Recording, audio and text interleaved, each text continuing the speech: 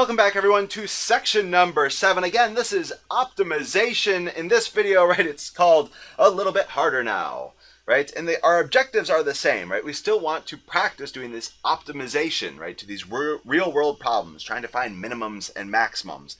But in this case, right, we're going to see a more difficult problem. All right, in this problem, we have a fish tank, right, with a square base. And let's see, we have glass sides and a plastic base and an open top. And the fish tank needs to hold 5 cubic feet of water. Glass costs $3 per square foot. Plastic costs $2 per square foot. What is the cheapest the tank can cost? So in this case, cheapest, right, is minimize cost. All right, so please read through this a second and a third time. Again, our first step is to understand the problem. Our second step is to try to draw a diagram, right? And in this case, I think it's really going to be useful to have this diagram. So, okay, we have a square base and it's a fish tank. So it's going to be one of these rectangular prisms sort of deal. So, okay, we're going to have maybe something like this. A nice rectangular prism here.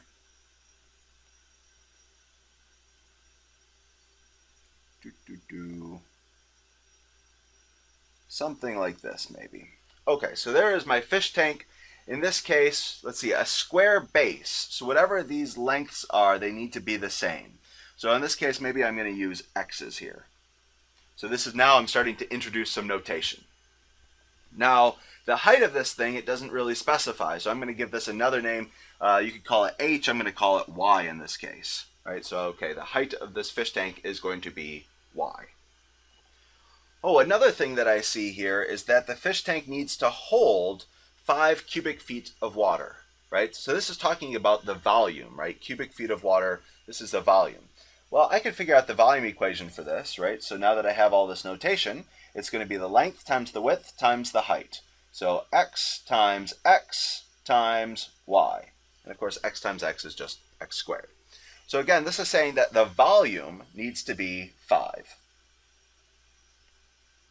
I think this is going to end up being like a restricting equation, right? Because I don't want to minimize or maximize volume. I want to minimize cost. But this is a way to relate together these variables, these x's and these y's. Okay, the last thing I need to figure out is what is this cost function? Right? And the cost function, it seems to depend on the square footage, right? So this is like area of these things. So in fact, let me go ahead and maybe try to break down this fish tank because there's really 5 sides, right? So there's this glass that's kind of along the edges.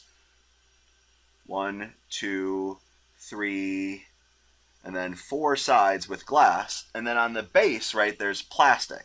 So the base is going to be the plastic stuff. And so maybe in order to get the total cost function, let's kind of break this down. So maybe first the plastic stuff. This seems to be the easiest, right? So just the base here. So it's $2 per square foot. Well, how many square feet do I need of this stuff? Well, it really depends on what this x is, right?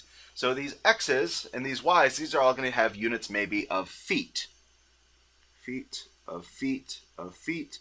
And that's why when you multiply these all together, right, you get 5 cubic feet.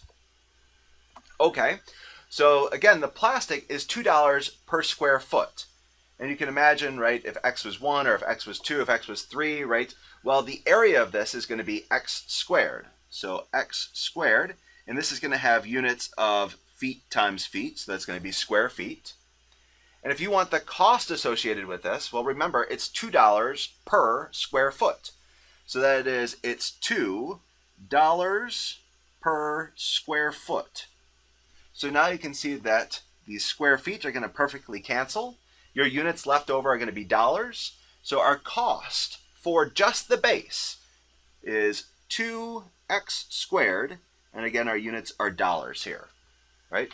So that's how much just the base costs. So maybe let me go ahead and just identify this. This is the base with an S and everything. There we go. Now let's go ahead and do maybe one of the sides, right? And once we do one of the sides, hopefully we'll get the hang of this and we can do the others. So let's do sides down here, but I'm only going to do one of them for the time being. So maybe for my side, let me go ahead and look at this front side right here. So this front side, well, the sides are going to be made out of glass. So this is going to be $3 per square foot. And if I'm just thinking about that one side, well, I need to know, again, how much area is there? How much glass do I need to go out and buy? And so let's see, the area in this case is going to be X feet times Y feet. Or that's going to be the same thing as XY square feet, right? And now again, the cost for this thing, well, it's $3 per square foot. So I'm going to multiply by $3 per square foot. Because you see now the feet again kind of cancel out here. Oops, I forgot square feet there. So the square feet both cancel. And so we get that the cost of one of these sides is going to be 3xy, and that indeed has our units of dollars. So that's just for one side. Okay, well how about for this side right over here? Again, the width of this thing is x, and the height of it is still that same y, right? So that's just going to be x times y again, and then $3 per square foot. And likewise for this back side, right? This back side is also going to have a width of x and a height of y. And this one will also have a width of x and a height of y. So they all have the same area. It's just that there's 4 of them, right? So in order to account for that there are 4 of these things, we need to go ahead and multiply this by 4, right? They all have the same area, x times y. The cost is $3 per square foot, so that cancels with the square foot here, and we just have units of dollars. And then the fact that I need to build 4 of these sides, all of them the same, that's why I multiply by 4. Okay, so now I have the cost function for the base, and I have the cost function for the sides. So let's go ahead and make our cost function. So I'm going to have total cost here, C, is equal to the base, 2x squared, plus the sides. So 3 times 4 is going to be 12xy. And again, all of these units are dollars, so they're being added together. So maybe I'll just go ahead and really reiterate here that this is all in dollars. So now I have my cost function, but as we predicted, right, this has too many variables. It has x's and y's. I would like to get a cost function with just one variable, right? So I need to restrict down. So that's where I'm going to use this fact that the volume, we want it to have 5 cubic feet. Let's go ahead and solve for y here, and I'm going to get 5 divided by x squared. So now my cost function, let's go ahead and write this as 2x squared plus 12x, and everywhere I see a y, I'm going to put 5 over x squared. Notice that one of the x's on bottom can cancel with this x right here, and so I can simplify one more time, and I'm going to get 2x squared is 2x squared plus 5 times 12 will be 60, and I still have 1x in the denominator here. So there is my cost function. It only depends on x's. Now, before we go to take the derivative and stuff, let's think about domain for a second. So for the domain in this case, right, what can x be? Well, if it's going to hold 5 cubic feet of water, we probably don't want x to be equal to 0. Also, you can see if x was equal to 0, you'd be dividing by 0, so that's a pain. But it can be right up to 0, but it shouldn't be equal to 0. And likewise, it really doesn't make sense for this to have, negative width or negative length, right? So this should definitely be a positive number. Okay, what about a maximum? Well, in this case, there is really nothing that sets an absolute maximum on x, right? Because if it needs to hold 5 cubic feet of water, even as x grows, you can just choose smaller and smaller y's that get closer and closer to 0, where you could actually fit 5 cubic feet of water. So in this case, the only real restriction is that x should be greater than 0, but it can go all the way up to, positive infinity, as big as you want, essentially. All right, so there is our cost function. This is the thing we want to minimize cost. So now we're in the final step, right, of our technique, right? And so that's where we're going to use our 3-1 or our 3-3 methods to try to find, in this case, the absolute minimum. In either case, right, you need to take the derivative. So let's go ahead and take the derivative of this thing. So I'm going to get 4x, And remember, this is the same thing as x to the negative first power, so we're going to have minus 60 over x squared. There's the derivative. We want to know when is this undefined or when is it equal to 0. In this case, it's undefined when x equals 0, but 0 is not in the domain, so you don't have to consider this as far as a critical point. So in this case, our only critical points are going to come from where the derivative is equal to 0.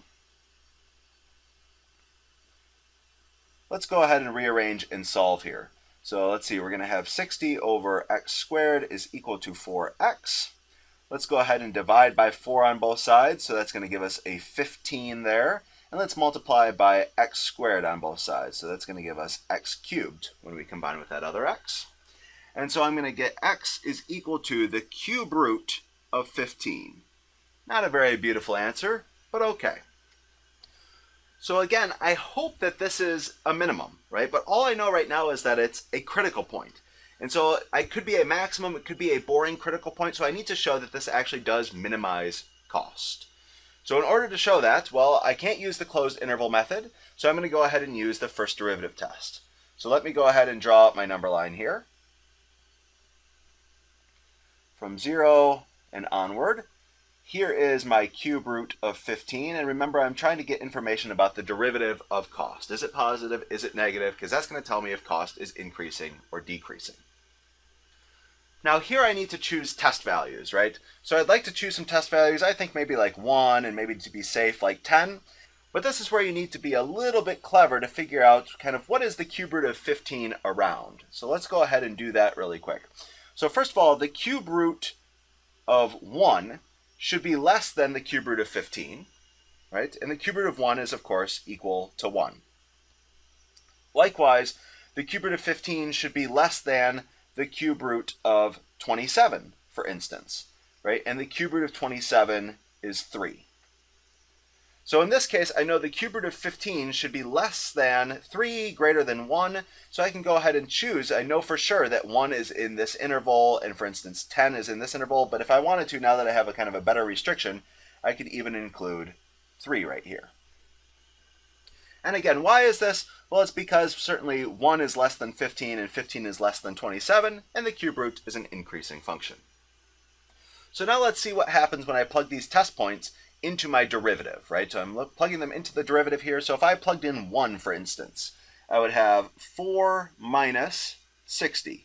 Oof, that's certainly negative, right? So, okay, at 1 it's negative, so therefore on this interval it's negative. How about if I was to plug in the value 3?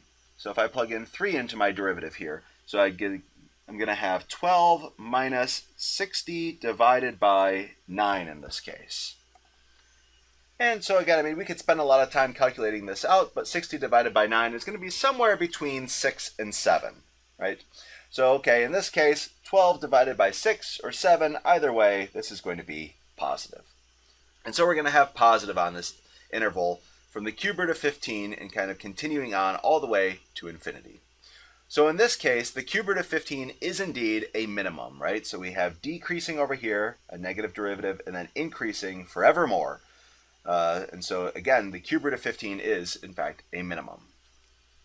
So x equals cube root of 15 is the absolute minimum.